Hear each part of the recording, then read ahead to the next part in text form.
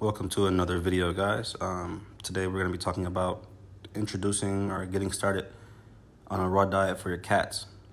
First things first, man. If your cat is eating dry food and is free fed, you're going to want to pick that bowl up right now and don't feed them until later, right? So 2-3 times a day.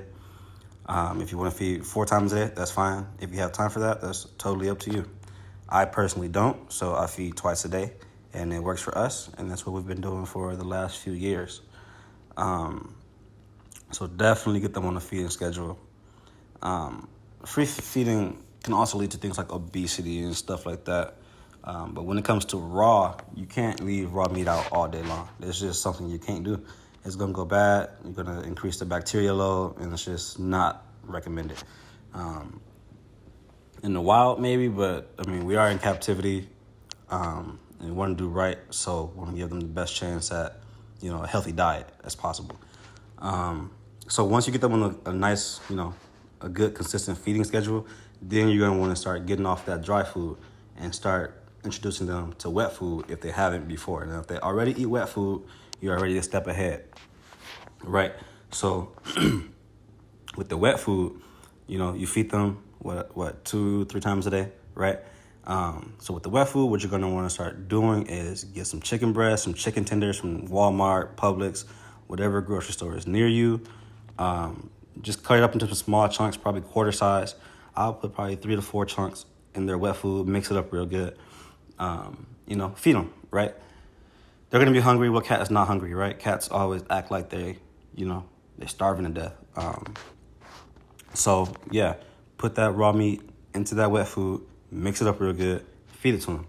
Now, they might not eat it at first. They might eat around the chicken and eat all the juices and the wet food itself, and that's okay. Just pick that chicken up, throw it away, and then restart next meal. And just keep doing it until they get the idea, they get the hint. Cats are imprint hunters, so they learn from their mom what's safe to eat, how to eat it, where to get it from. And that's typically what they do for the rest of their lives. Same thing in captivity, right? They're kittens. We introduce them to this processed food. They deem it as safe, and they're like, all right, this is what I'm eating for the rest of my life. I don't care what you tell me. This is what I'm doing. So, just take it slow. Be persistent. Be patient. Don't get frustrated. It's a process. It's a lifestyle change. It's going to take some getting used to. Some cats take to it right away. Some don't. And that's okay. And it's never too late. I've had friends transition their cats at the ages of 6 to 8 years old. So you just take your time. And so once they start eating those chunks in the wet food, you're going to want to start increasing the size of the chunks and adding more chunks in there. So 3 to 4 quarter size chunks, make it a $50 size, a 50-cent coin, and start adding more. Just put probably, 3-4 big chunks in there and see how they take it. It might take time. They got to get used to using those premolars and stuff in the back of their mouth.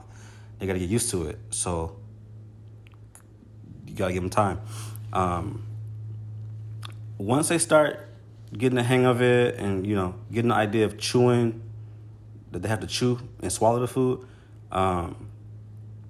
then once they start taking out readily, I would probably do 50-50, like 50 canned, 50 chicken, rabbit, turkey, whatever you may choose. And once they start downing that regularly, you're ready for the next step, which is eliminating all the raw food. Not all the raw food. Eliminating all the wet food.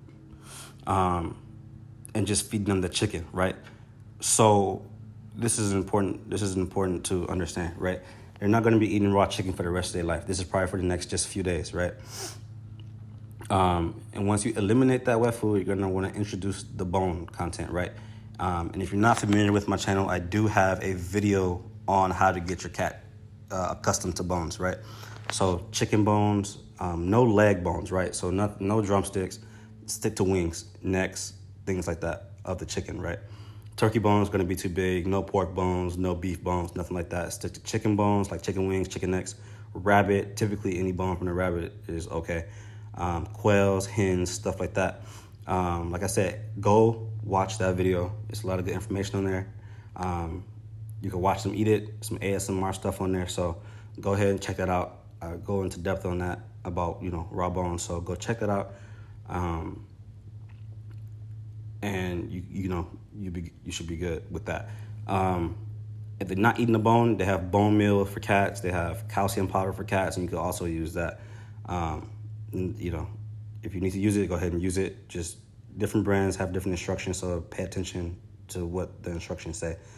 And once they start eating that and have consistent poops, everything's solid, nothing's runny, nothing like that.